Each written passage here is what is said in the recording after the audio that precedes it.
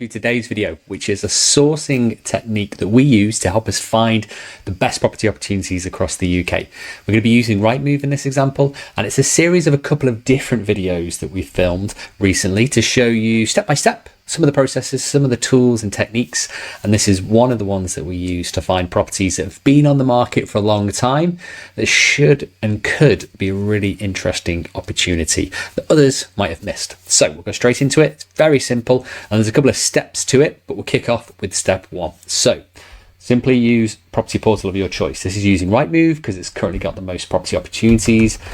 As the example, if we go to Chester and for sale. Now there's a couple of different parts to this where we're going to be using sort and filters to really narrow down on the property opportunities. But to give you a bit of an overview, what we're looking for is around 100 property listings, give or take, in an average area that could fit the criteria of being on the property market for a long time and show some signs of maybe motivation from a seller that they're keen to sell. So search radius, we're going to keep quite broad at this point. Price range, we're going to put to around 200,000 or so, and I'm going to leave this as no max at the moment. Number of bedrooms, I'm going to use 3, and I'll explain on the next page why we've used some of these criteria as well. Property type, we're going to keep open. Added to site, we're going to keep open, and include under offer and sold subject to contract, we're going to leave unticked. And then simply go to find properties. And that's it as step one. Super simple, right? Just a case of trying to add in some initial criteria to see how many properties might come up. So we're looking at Chester, relatively good size area, currently got 195 properties in there. And now we can start narrowing down. If your location is really tight, you're probably not going to get that many properties. And you're also probably going to keep or need to keep your filters quite broad in terms of trying to see the right opportunities. If you've got a wider area that you're looking at, or maybe it's very, what's the right word? Unpopular.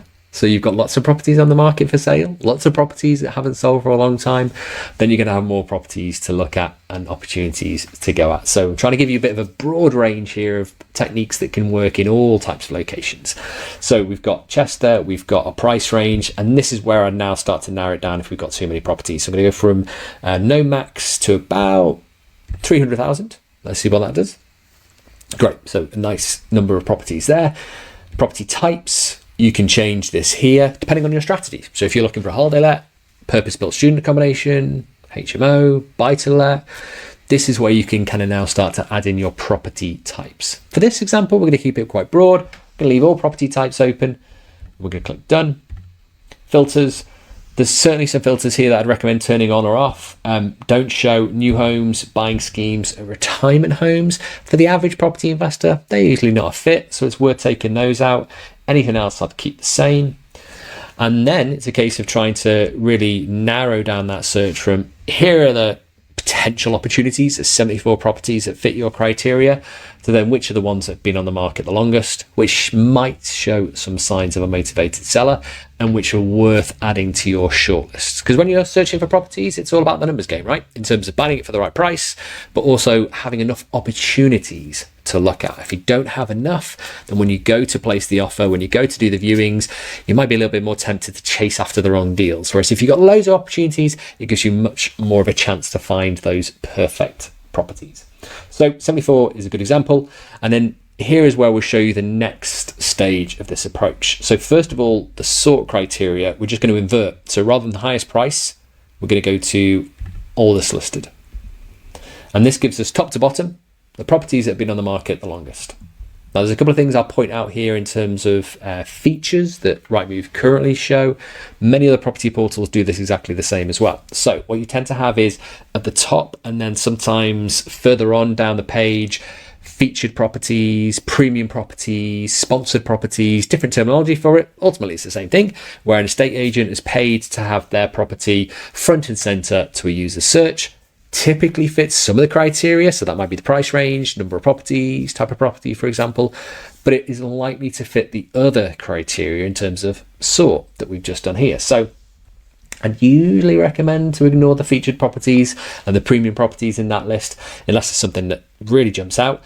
You can see here this is added on the 20th of the 6th, 2024. Now we're shooting this video around the middle of the year, so these are brand new properties, certainly not ones that have been on the market for a long time. Whereas if you go down to this one right below it, you can see that one's showing a date of August 2023, October 2023, and then additional dates that are newer below that because it's an inverted search. So we're now looking at sort of January 2024. And it's important to note some of the terminology that they use in the listings as well. So this one says reduced on, and this one says added on. So relatively self-explanatory, but this one has come on the market around this date. This one is reduced on this date, but came on the market potentially a long time earlier than that. It depends upon each individual seller, obviously how motivated they are. Some come on the market at a higher price and then try and reduce if there's no interest. Some come on straight at the price they're willing to accept to try and get the quickest possible sale. So you can certainly spot some kind of nuances in terms of terminology that might impact how you would view that particular listing, how motivated the seller might be, for example. And then really for this search, it's simply a case of going down the list in order. So we've got 74 properties here. Maybe for this particular criteria, we're going to be looking at narrowing that down to about 20 different properties. And then we'd go into those shortlisted 20 to then really understand if the property is the right fit. If you're looking for refurbishments, having a look at the pictures, seeing if it needs some work doing to it, looking at the description, looking at the floor layout, seeing if it's the right layout for you.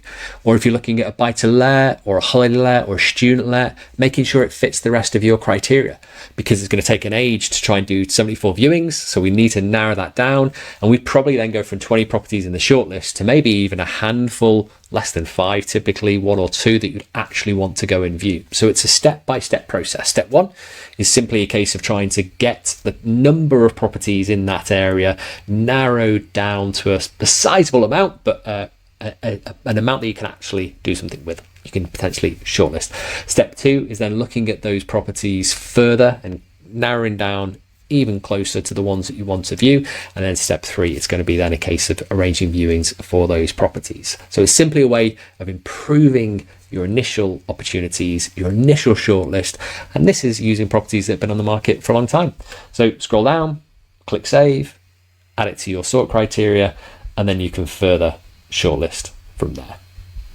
Simple as that. Hope you found that helpful. If there's any questions you'd like to ask about this particular process or any of the processes that we use to shortlist and find property opportunities on other videos, please ask in the comments below. It'd be great to hear about you and how you find your properties, what techniques you use, what tools you use, what tips you use, and we can always feed that back to the community. And it helps everybody, right? So if any questions, anything you would like to add, anything you'd like to suggest, please let me know, and I look forward to helping out in the next video. Take care.